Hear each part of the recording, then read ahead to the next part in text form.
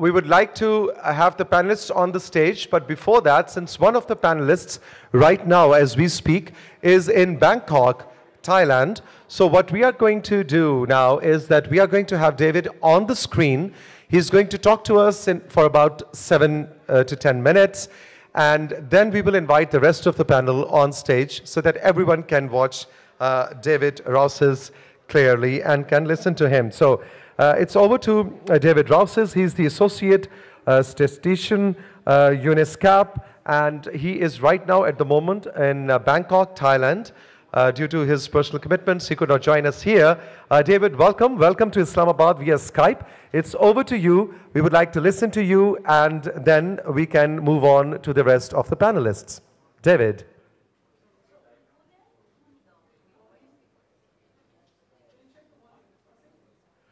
Inviting me to present on the regional perspective on CIVS. So I'm very happy to present about that. So what I will do in my presentation, which will be actually quite short, is to talk a bit about the initiative Get Everyone in the Picture that all countries in the region are participating in, including Pakistan. So next slide. All right.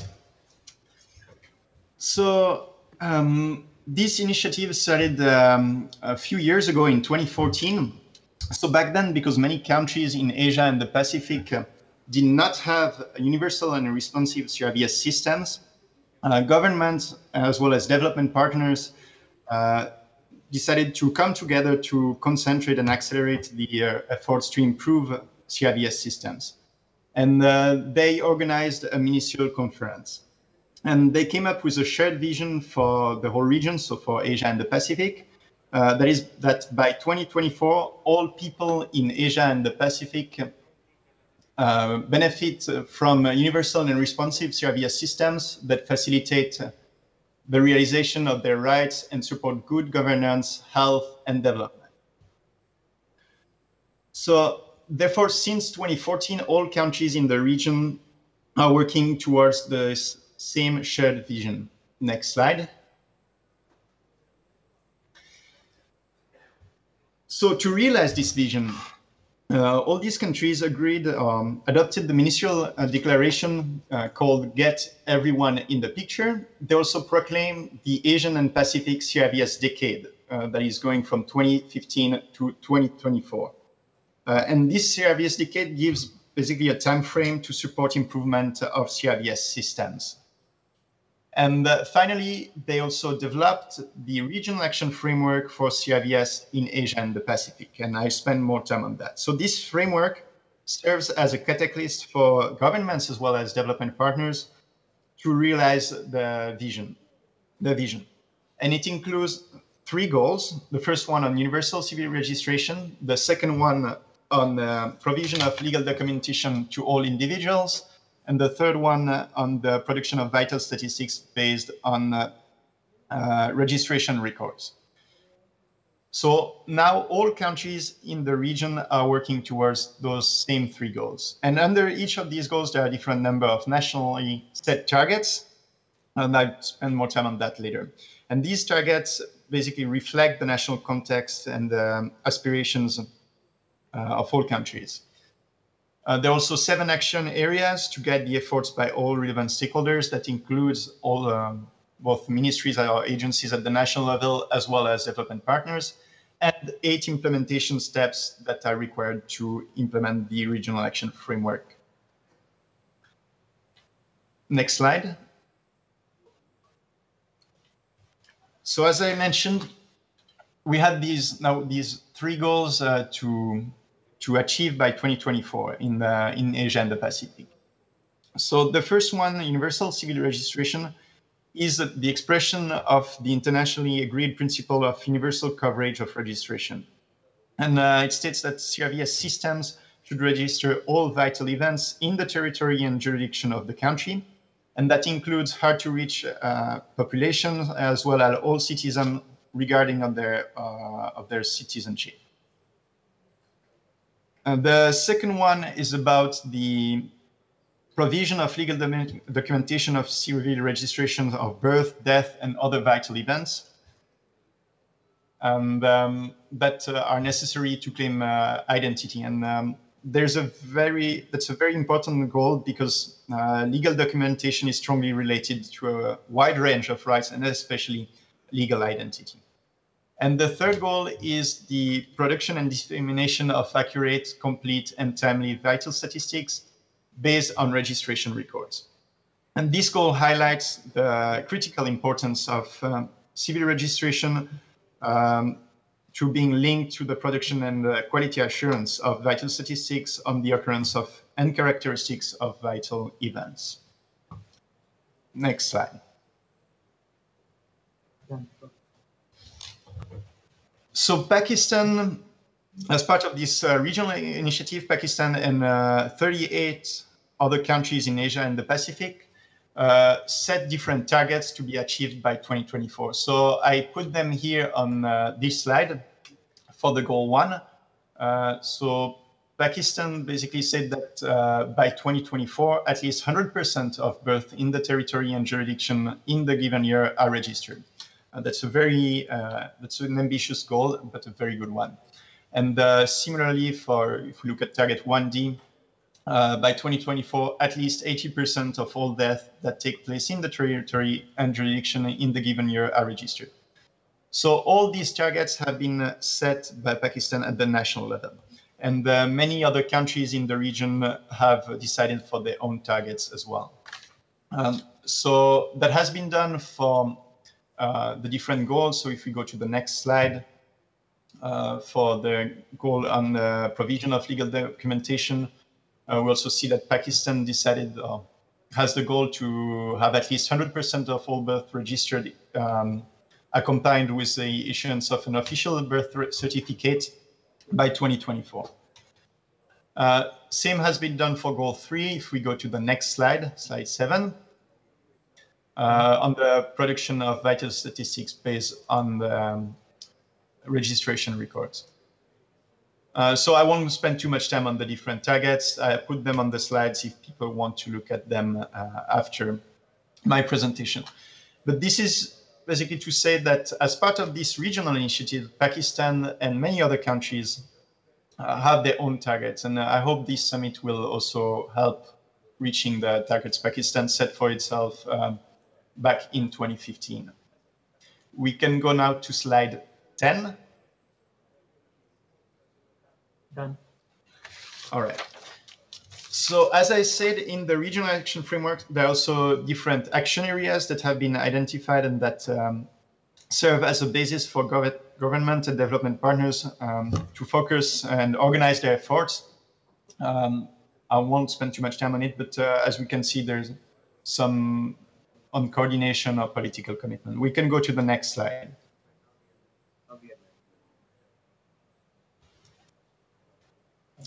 Done? Okay. So how to get there? It was identified when they created or developed the regional action framework, 8 implementation steps to set and achieve the goals and targets of the regional action framework. So this is kind of a template to guide the process. On this slide, we can see different colors.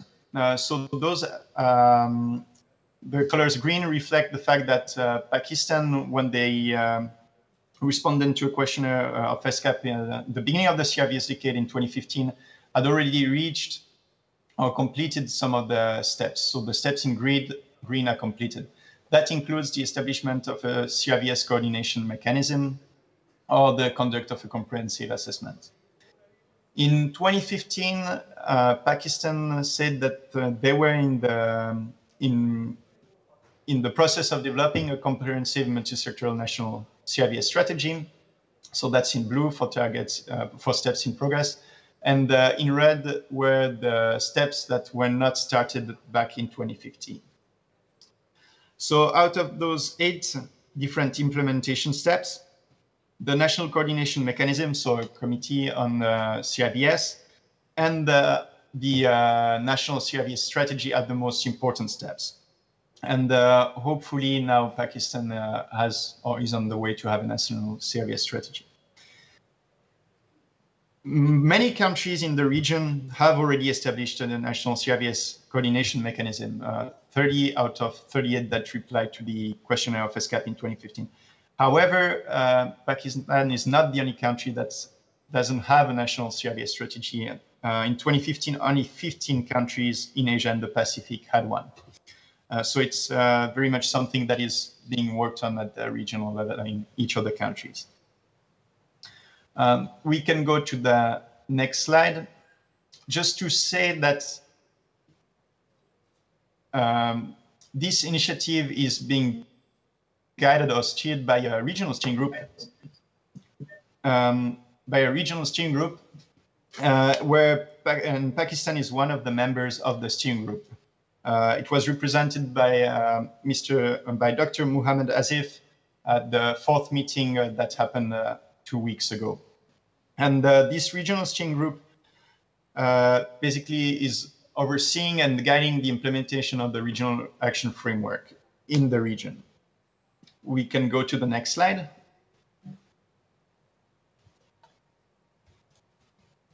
So as I said, in 2015 or in 2014, countries basically proclaimed the CRVS decade going from 2015 to 2024. And they decided to reach the 3 goals, so universal registration, provision of legal documentations to all individuals, and production of vital statistics based on the registration records. Now, there's some reporting mechanisms so that ESCAP and all countries in the region know where the region is standing. So the numbers I gave you for Pakistan were all taken from the baseline report Pakistan completed back in 2015.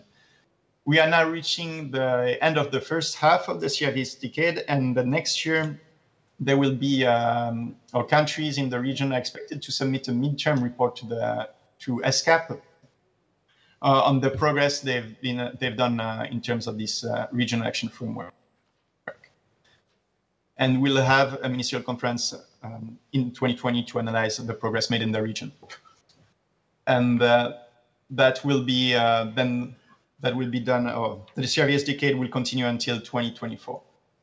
So that was it for my presentation of what is happening at the regional level. So it's mostly to give an idea and say that the efforts Pakistan are doing right now are similar to what is being done in many other countries in the region. And so Pakistan is not alone. That was it. Thank you very much. Thank you very much, David Rosses. David joined us from Bangkok, Thailand. He couldn't make it to the event, but we thought to make full use of his research and expertise. Thank you very much. And David, feel free to stay online with us so that you can listen to the other panelists as well. Ladies and gentlemen, now I'd like to invite Dr. Asma Haider, member SSND, Ministry of Planning, Development and Reform. She's going to chair the next session, which is actually the session has actually started with David's input, but Dr. Saiba, please come forward. She will chair, and to co-chair this session, I would like to invite Ms. Chris Manduate, Deputy Representative, UNICEF, Pakistan. My colleagues will help you get this audio headsets on, and to invite our colleagues to be the panelists for this session, I would like to invite Dr. Jamal Thabit Nasir, WHO representative. Dr. Jamal, if you could join us on stage. Also, I would like to invite Sylvia Pasti, Child Protection Specialist, UNICEF Pakistan. Sylvia, please join us. I would like to invite Fiash Omale, DFID representative. Fiash, would you like to join us up on stage? And Dr. Alia Kashif, health specialist from the World Bank, Pakistan. Dr. Alia.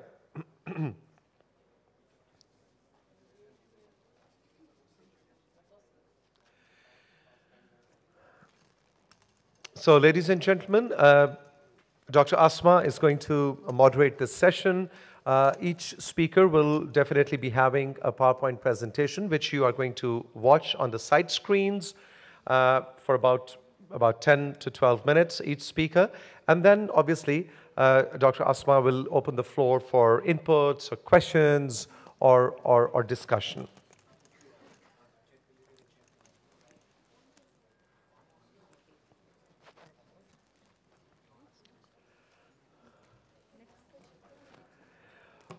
All right, in the meantime, the audio headsets are applied.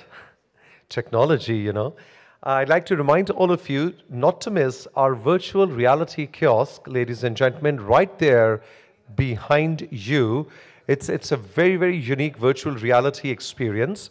You wear the headsets and you go around different parts of Pakistan and other parts of the globe as well. So I would like to invite later at some point Kamal Shazab Saiba also to please do not forget to enjoy the virtual reality. It's something new, it's unique in Pakistan, so we have arranged that for you.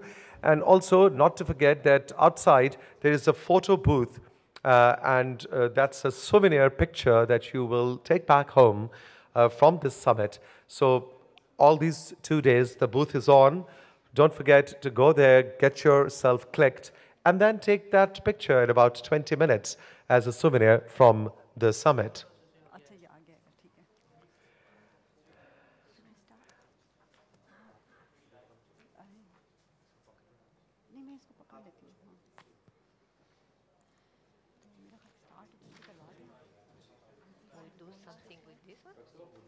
No, I don't think so. I think we just leave it just behind you. Okay. And they'll turn us on and off appropriately. Can you hear me? Dr. Asma is going to moderate. So can we check the microphones, friends, right away? So thank you, Tosi. Yeah, I think it's working. Yeah, thank you very much. First of all, I would like to introduce about this session. In this session, we are going to, our international partners are going to reflect upon the different international scenarios and the different practices. So as far as David's presentation is concerned, he elaborated on the regional framework and the steps. So the good news, what I got from his presentation is that the political will is there in overall in the region. And the second is that we have achieved at least 3 to 4 steps in the 8 steps in the implementation framework, which is a good news and a good start. So now I would request my colleague Chris to introduce our next speaker. Yes, thank you from WHO. Dr. Jamal Thabet, welcome. And I would like to highlight the important role that WHO also has at the country level, but also globally, in terms to be a partner that can help us move ahead the vital statistics and birth registration. Yes, doctor, please. Thank you so much. I do have a presentation which I would like to present on behalf of the WHO. And first of all, Assalamu alaikum, Bismillah ar-Rahman ar-Rahim. Thank you so much for inviting us, WHO, to be part of this International Pakistan Summit on CRVS. I'm delivering this presentation on behalf of Dr. Azza Badr, who is the Technical Officer for Vital Statistics in the Regional Office, WHO IMRO in Cairo. She was not able to connect with us, and I'm here, the Health Systems Coordinator in the WHO office in Pakistan. Very quickly, through my presentation,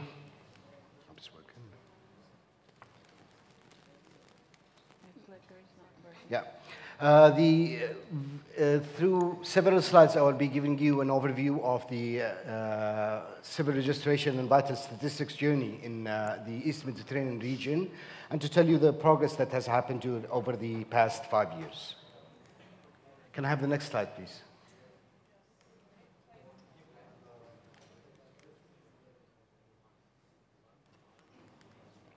The East Mediterranean region, thank you so much. Thank you.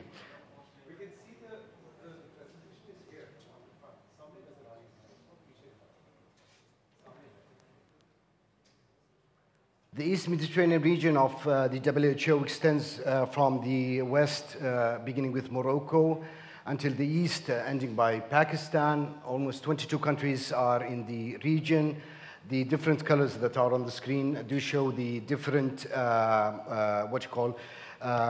socioeconomic status of the countries. Next slide, please.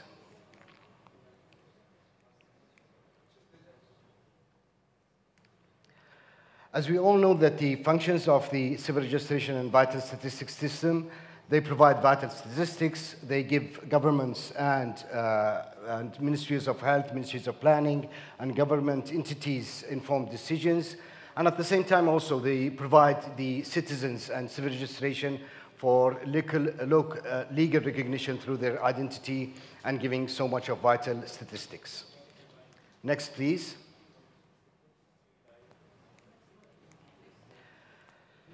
The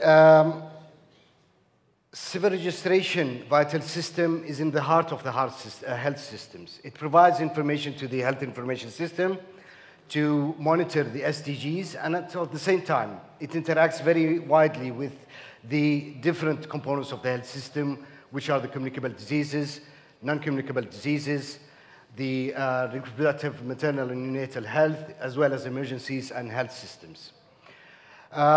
There has been a regional CRVS strategy from 2014 and 19, which was developed in 2013 and endorsed also by the regional partners, UNFPA, UNESCO, UNICEF, and endorsed by the regional committee that took place on October 2013. Next, please. As mentioned earlier in one of the presentations, the rapid assessments have been carried out here in Pakistan and in all the East Mediterranean region countries, and almost all the 22 countries in the East Mediterranean region have improvement plans for the CRVS. Next, please. Just to recap on the different activities that have taken place by the East Mediterranean region Office of the WHO, coordination meetings have took place on the regional level. There have been 4 meetings in Dubai, Cairo, Casablanca, and Tunis since 2013. Next, please. And on the national level, there have been also meetings taking place in 11 countries almost. Next, please. Capacity building workshops also have taken place on the regional level. There have been capacity building workshops on ICD-10, Anaconda, Verival, autopsy, short mortality lists, and the ICD-11. Next. And on the national level, almost in 11 countries, capacity building workshops have been taking place for medical certification, TOT on ICD-10, and ICD-10 mortality coding. Next, please. Not in Pakistan. This is the TOT of physicians and statisticians that has taken place in 11 countries. Next, please.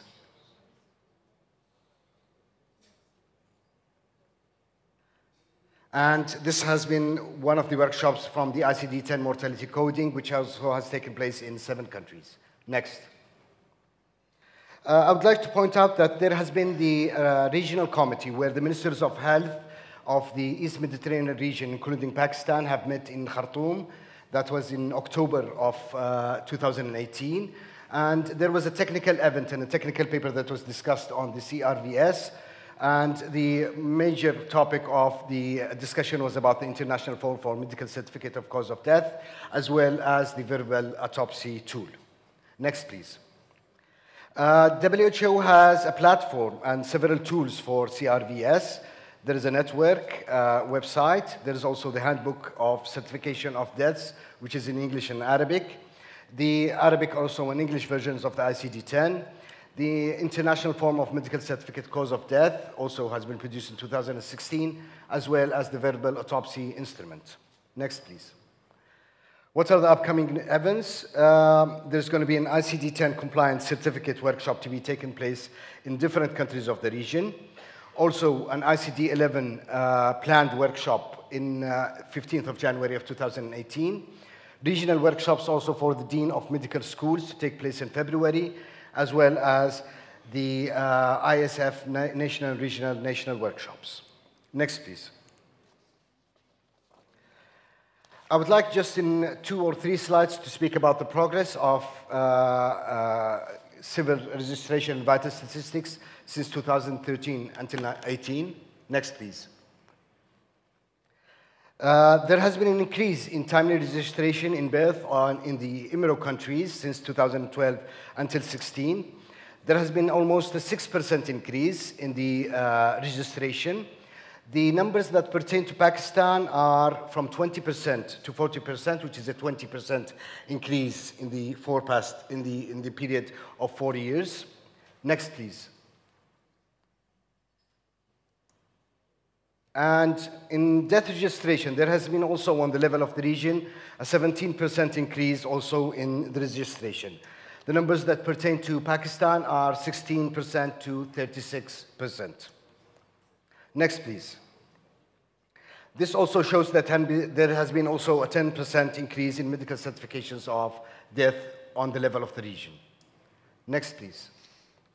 How do we move forward? These are the key steps that the WHO is supporting to mobilize more resources and leadership, to coordinate and to build the capacities, to support innovation, to appraise the quality, and WHO to continue support to the different countries with the relevant tools, standards, and capacity building.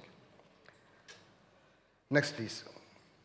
This is the web link for the WHO, where more information from the regional office could be also accessed, as well as the tools that I've spoke about.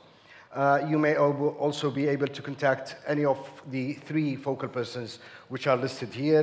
Dr. Azza Badr, who's in the regional office, he's the medical officer. Myself, Dr. Jamal Nashir, coordinator of health systems, and also my fellow colleague here in Pakistan, Dr. Zulfiqar Khan. Thank you so much, and I look forward that this summit achieves its objectives, and I look forward to being part of these discussions. Thank you so much. Thank you very much, Dr. Asma. If I may interrupt and before you move on, while talking of technologies, and technology says, wait, humans, you are not all authority. You don't have all the power. I am technology. I have the power. And I can tell you that you might have hiccups and problems. So apologies, Dr. Jamal, for your presentation. We could not watch it as nicely as you were watching it right there. But we are restarting the system. So CRVS system is is efficient, but our system is having a little of hiccup. But now I think I have a go ahead to move on. But just to share with you, friends, ladies and gentlemen, that after the lunch break today, there is another session, another technical session, and tomorrow again we have lots and lots of technical sessions. There was a query from the audience a little while ago that are we, Dr. Asma, going to get a chance to ask questions or give inputs? And I think on behalf of Dr. Asma, the chair, I would like to share with you absolutely yes. Maybe in this session also, we will open the floor. If you have any input, you can give inputs as well. And the other thing I would like to mention, friends, here is that because we started a little late today, so there was not enough time to have a round of introduction of all of you. But it was in the plan. But now to catch up with time, we have started this session. But after lunch, when we come back, I promise I will come around the tables down there to you, and we will have a quick round of introduction, because we know that there's an immense amount of experience around the tables there as well, which should be shared with us also. So with this, I would like to hand over back to Dr. Asma, and now the technical thing is sorted. Well, let's move ahead with the session. Thank you. Thank you, Tawseef. So, Dr. Jamal, thank you very much for your presentation and sharing the experience from the Eastern Mediterranean region.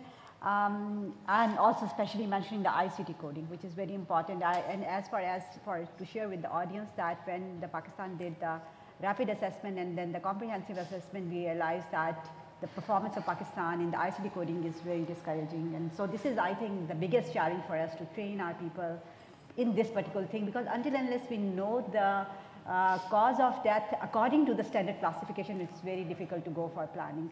And we have very little information available on it. So now we would request our next panelist, Ms. Sylvia, from the UNICEF, and to share the contribution of the UNICEF on this in this perspective. Thank you. Someone will put also the presentation on the screen, or shall I start? Okay, so my name is Sylvia Pasti. I'm the Chief of Child Protection in UNICEF Pakistan Country Office. And I will talk about the UNICEF role for global commitments for CRVS. I'm sure that many of you know already that there are the 17 SDG goals that have 232 global indicators. Out of those, UNICEF identified 35 that are directly related to the situation of children. And therefore, monitoring this indicator and reporting on this indicator will be the major focus of UNICEF efforts during this period of SDG. So what are our commitments? Next, please. So there is a global UNICEF strategic plan for 2018-2021, and the strategic plan is aligned with the 2030 agenda, and well, the vision is that all children and each child is healthy, protected, lives in a clean environment, learn, and have a fair chance to succeed. And part of our commitments is also that we'll support the member states to localize the SDGs by setting the national targets relating to children, and also to establish effective monitoring progress, to track progress, monitoring system, and to ensure that no child is left behind. So we want also to ensure that the government have ambitious national targets that take account of specific needs and priorities for children, and also to help the governments and the countries to have available capacity and resources in each country context. Next, please. So the SDG goal 16 that relates to our theme of today, which is about promote peaceful and inclusive societies for sustainable development, provide access to justice for all, and build effective, accountable, and inclusive institutions at all levels. The SDG goal has 4 indicators and targets that are related to children. The first one relates 16 to violence against children and the protection of children, all children against violence. 16.9, it's about the legal identity for all, including birth registration. 16.3, it's about the rule of law and equal access to justice, and also this refers to children. And 66 on strong institution, and 16.7, it's on inclusive society.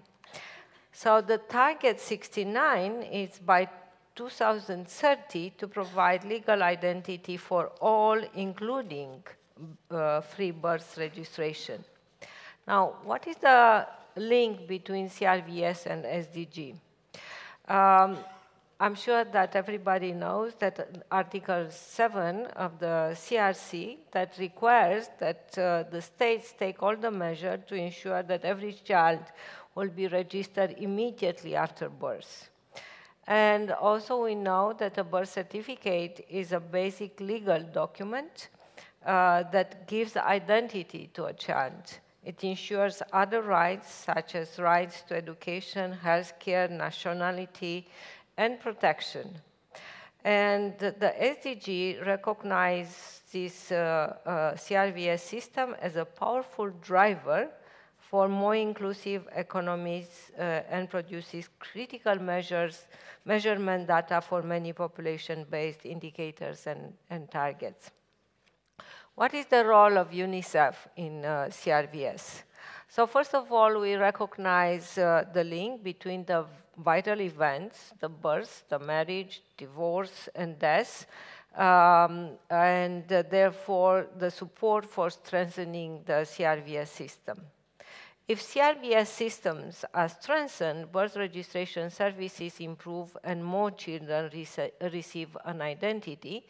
Therefore, the countries will be able to ensure that Article 7 of the Convention on the Rights of the Child is achieved.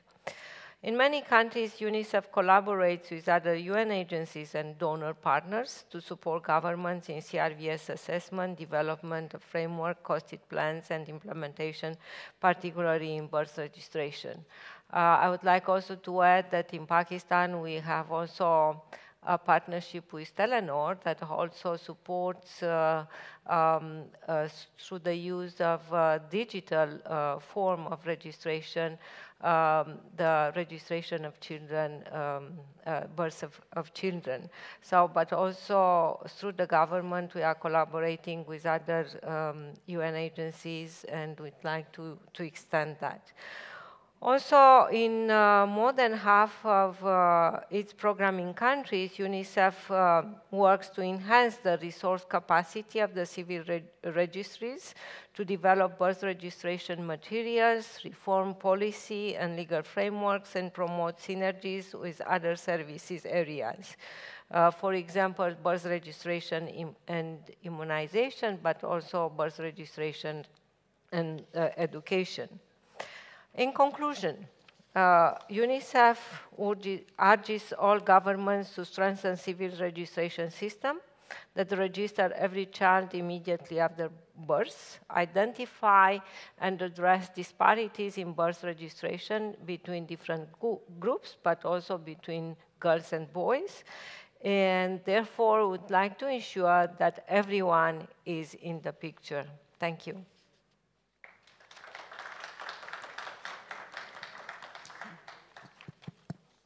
Thank you, Sylvia. So, Chris, would you like to give any further comment on the UNICEF part and their efforts? Basically, the main message in the presentation is how does the birth registration and birth registration within vital statistics is one of the enablers for the achievement of the SDGs. And how this can help build on the progress of each one of the Sustainable Development goals in order not to leave no one behind, no child behind. The role of UNICEF is basically technical assistance in efforts at country level that are government-led, but also taking into account different stakeholders, different people and sectors of society that can contribute to this role, such as the private sector. In Pakistan, we mentioned Telenor, and also other international cooperation organizations. Okay, thank you. So our next speaker is Fiech Omele, right? So from DFID, so it's over to you. Thank you very much. Yes, my name is Fia Huvran Malloy, and I'm a social development advisor with the UK's Department for International Development. It's really a great pleasure to be with you here today. I don't actually need the slides. I can speak without them if you're finding it difficult to get them. So before joining DFID in Pakistan a number of months ago, I had the great pleasure of leading on DFID's work on inclusive data and the development of our data disaggregation action plan, which was our response to how do we go about actually measuring the equitable implementation of the SDGs. And for us, this tool has always been one of passion, never dry and in relation to statistics, but we see credible data as being a fundamental instrument through which we can deliver the SDGs. We were all born, and unfortunately, we will all die, but we won't all be counted. And actually, fundamentally, civil registration and vital statistics can end up being a life or death issue.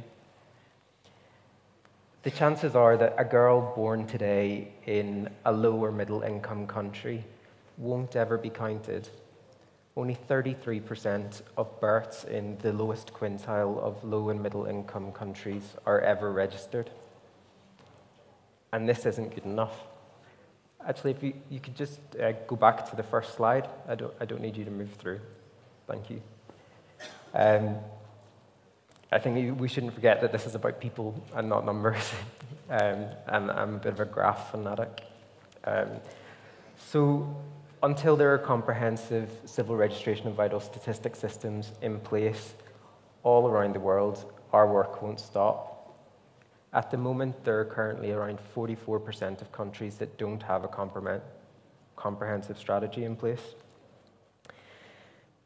At its very heart, civil registration and vital statistics are about governments knowing that their citizens actually exist, when they were born and when they die.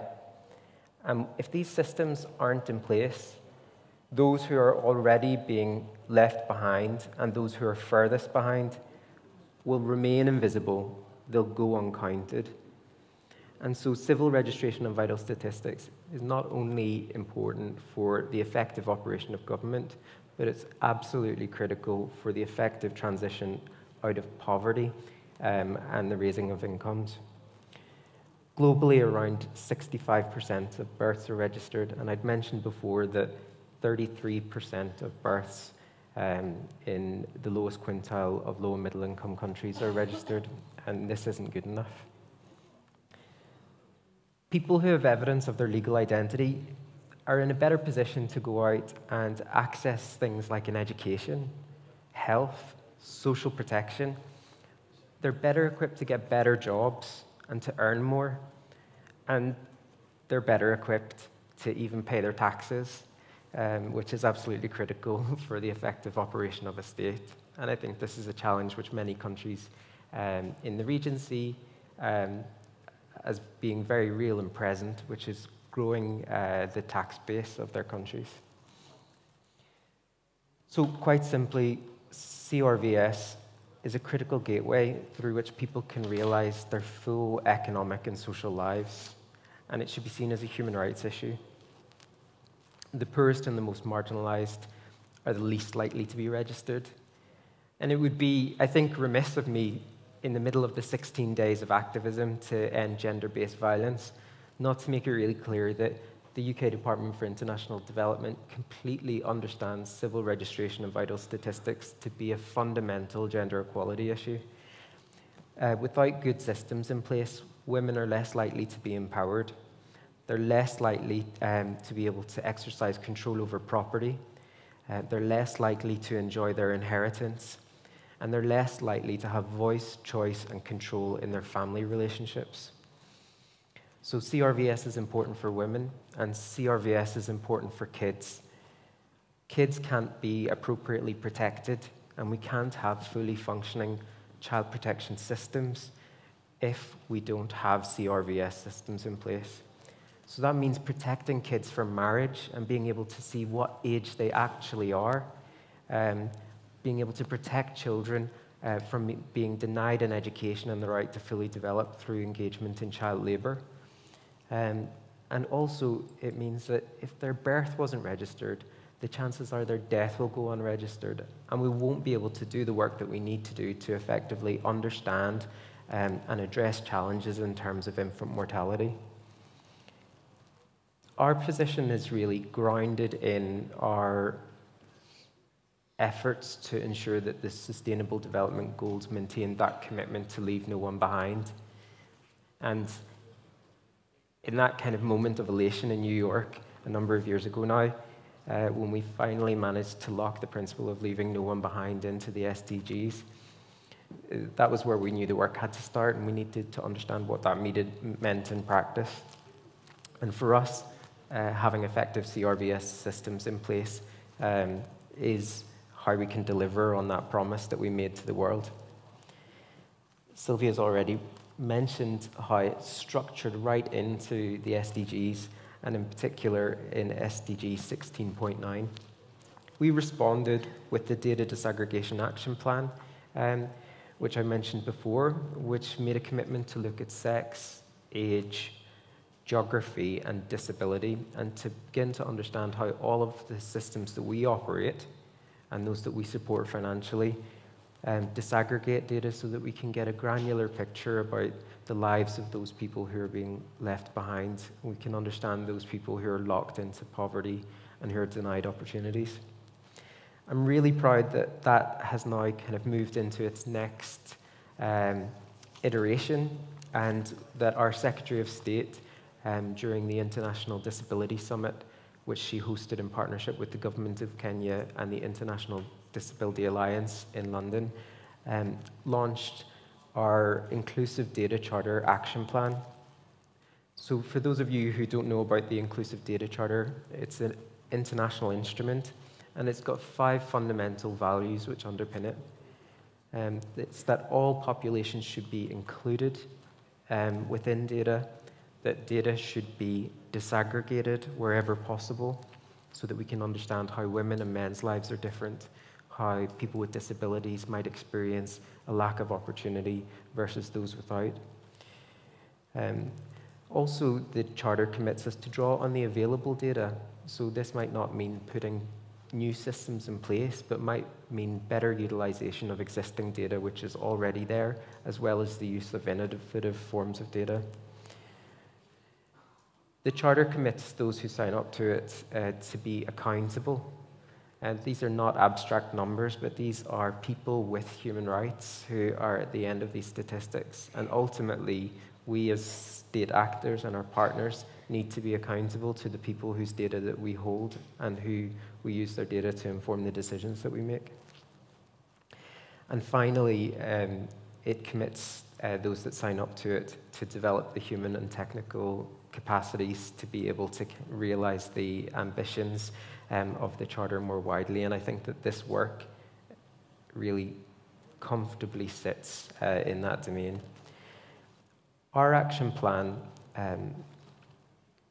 is quite clear in terms of what it says that we're going to do on CRVS.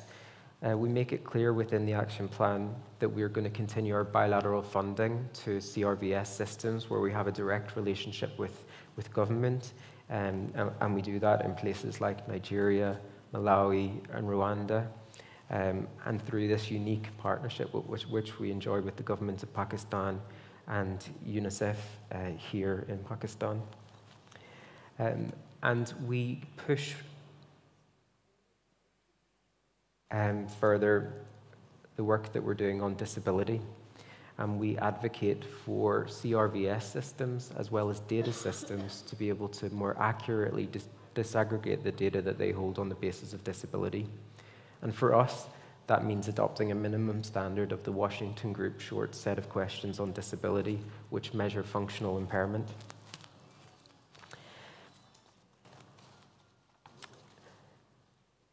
I want to briefly touch on Pakistan specifically and what we're doing here. I have the great privilege of working on a program here in Pakistan called Awaz, which means voice in Urdu.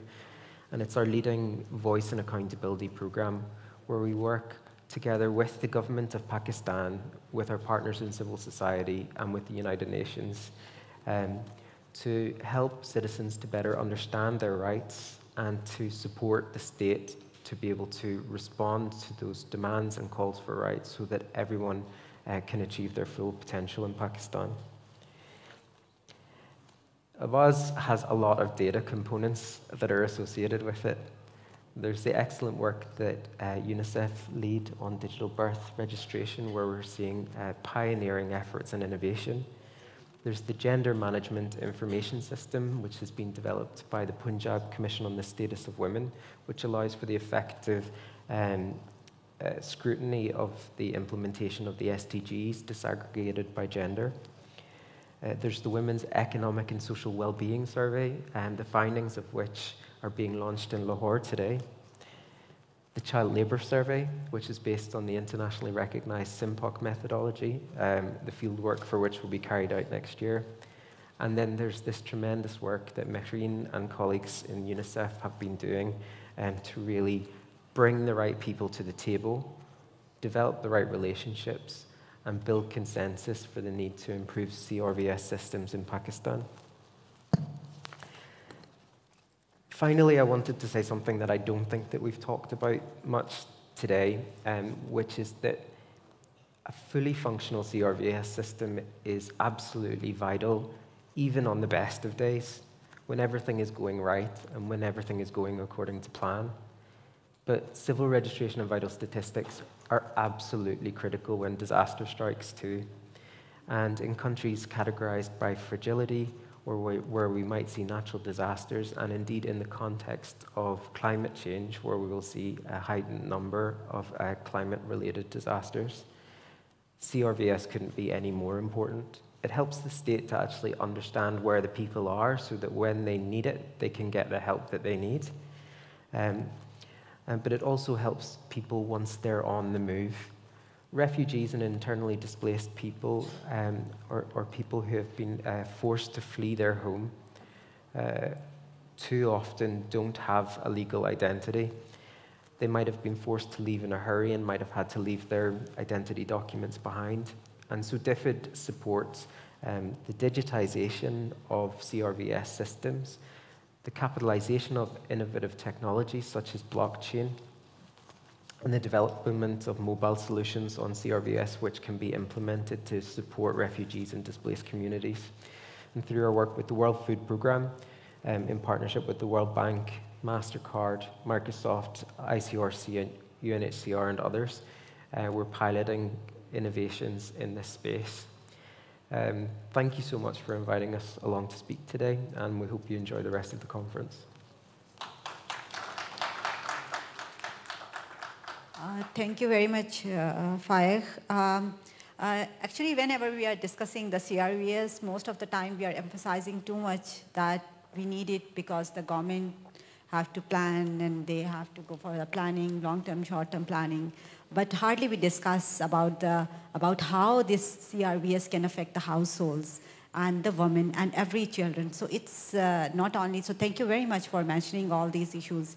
And it's important it's a multi-sectoral thing. In every domain, actually, we need the CRVS. So thank you very much for your comments, which are very different from usually what we are listening all over in the CRVS meetings and otherwise. So our next speaker is the Alia Kashif. She is from the World Bank. And she is going to discuss about the CRVS, the global perspective. So Alia, it's over to you. Thank you. First of all, thank you very much for inviting the World Bank Group to this wonderful summit and hearing such wonderful thoughts. And it's good to know that all the partners, the government, the provincial and the federal governments, we're all on the same page in terms of what needs to be done related to CRVS. There are pros and cons of speaking in the end, because most of it has already been said, but then you can kind of customize as to what you're supposed to say. So I made the title of the presentation as Counting the Uncounted, because I think if you don't count them, you don't reach them. And that's what the problem is right now at this point in time in our country.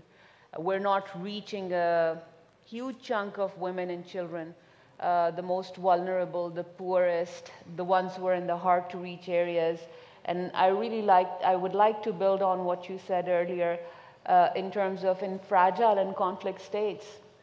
I mean, that's where this is required the most. If you know the problem that we've been facing, and I would slightly take my presentation in a different direction because a lot has already been said, and I want to move away from what's there in a structured manner in the presentation to kind of bring out the emotion and related to CRVS, and that is that if you don't count them, you don't reach them. If you don't reach them, that's where your indicators are falling behind.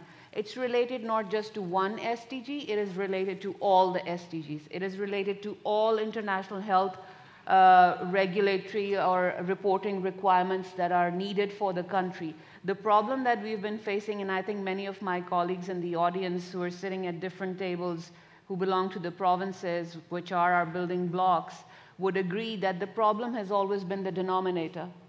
You know, when the denominator is not right, no matter whatever you do, you're not going to get it right. It's a simple formula. So we've always struggled with the denominator.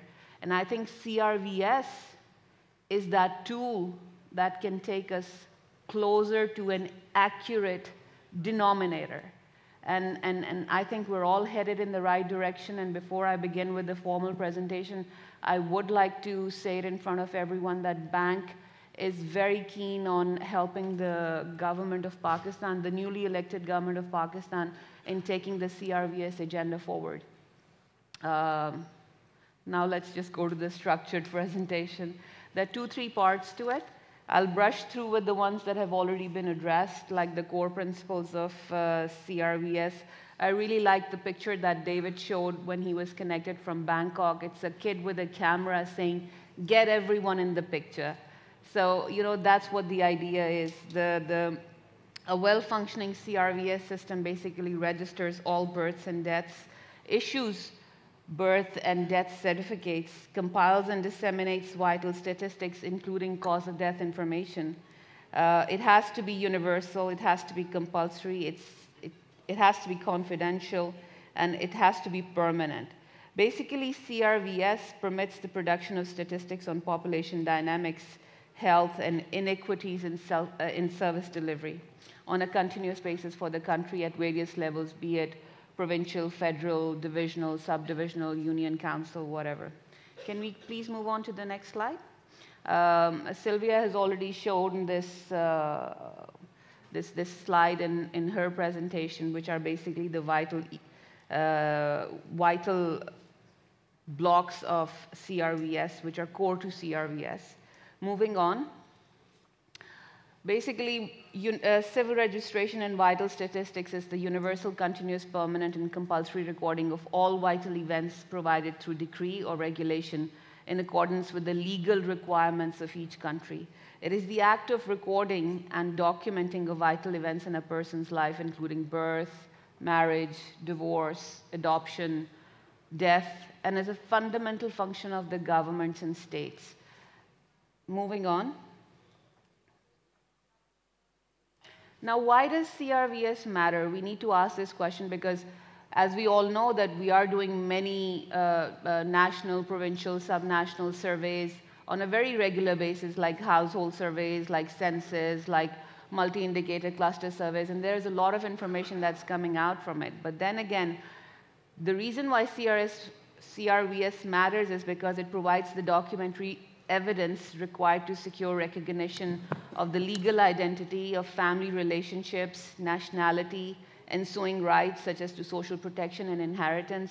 It facilitates access to essential services such as health, education, social welfare, contributes to activities such as gaining formal employment, exercising electoral rights, transferring properties, opening bank accounts, etc. Moving on. Coming to this part of the presentation, this is something which is very specific to Pakistan. If you look at this slide carefully, it basically gives you an overview of the inequities in birth registration in Pakistan. This is the percentage of children under 5 whose births are registered with the civil authorities by background characteristics. And the data is that of 2012 and 13. So if you look closely, you'll see the highest bars are for, region-wise, they are for ICT Islamabad, and maybe the reason being that, you have more educated people living in ICT. But what chances does a little girl living in Pashin or Khuzdar or Qila Saifullah in Balochistan has of being counted? And that's where we need to focus. She does not stand a chance of being counted. She's missed out on polio campaigns. She's missed out on routine immunization campaigns. So there are a lot of inequities related to birth registration. And just to give you the main issues for birth registration in Pakistan, the prime most being low coverage of birth registration, which has already been quoted, stands at a national level of 33.4%. Similar inequities are observed for under 18 registered with NADRA. However, registration for under 18, which is 19.7% in NADRA, is much lower than the registration for more than 18, which is 83.2%. We know that efforts have been made to strengthen birth registration, but there's a lot more that needs to be done. We need to scale up the pilots because scale is what matters. We do things to test out in pilot interventions, but once those pilots are done and the evaluations are available, what needs to be done is to be taken it to scale. And for taking it to scale, I'll in my latest slides share some global perspective in terms of what worked out for some of the African countries. And from each example, you will conclude that what has worked out is when this civil CRVS has been linked up with health facilities in the form of one-stop shops. As soon as a birth is delivered, it needs to be registered. And that's how the person comes into the system of accessing the service delivery points. So we'll come to that later. Just going on to where the efforts need to be made more are to focus on hard-to-reach areas, on mobile populations. We have a lot of in-migration and out-migration, so the focus needs to be there, focusing on the poorest and the most vulnerable groups of society. And then the other thing is that the process of registration itself needs to be simplified so that it's not perceived as something which is very difficult to do for an illiterate person who's just had a baby. The process has to be simplified. And I would like to take a break here. I don't know how much time I have, but I would really like to share this example that we're currently doing in FATA post the conflict. It's called the FATA Temporary Displaced Persons Project, and we're doing it along with EAD, is Economic Affairs Division, is our implementing agency in that, and we're doing it with the FATA Secretariat of Health, Ministry of Interior, Saffron, and all of those people. What we did was basically people who were being sent back from the camps to FATA to their original places of residence. It's basically a livelihood grant as well as a conditional cash transfer grant for children under 5 years of age and mothers. So the conditionality is that the person has to be from that place of residence, that is FATA, and has to show an NIC which says that that person is from FATA. Now that's an NIC. But you'll see globally there are many examples which are related to people who have a birth certificate for their child and can access transfer grants, cash transfer grants. So, that kind of formalizes the process and incentivizes the people to actually go through with this birth registration certification process. Maybe I said too many words. Anyways, so the TDP FATA program basically is a live example of where, and Wasila Taaleem is another example that BISP is running, and my program leader, Christina, did refer to that example, where, when parents bring in their children, all they have to do is attend a health awareness raising session where they're given information related to severe and moderate acute malnutrition. If they want to be measured anthropometrically or through MUAC, they're done that. And routine immunization is also available. So supply and demand side interventions are kind of matched up. Because most of the times, for all of those who are sitting there and who have implemented projects and programs, you guys are the frontline workers of this country. You guys are basically there working for this country. What matters at the end of the day is that we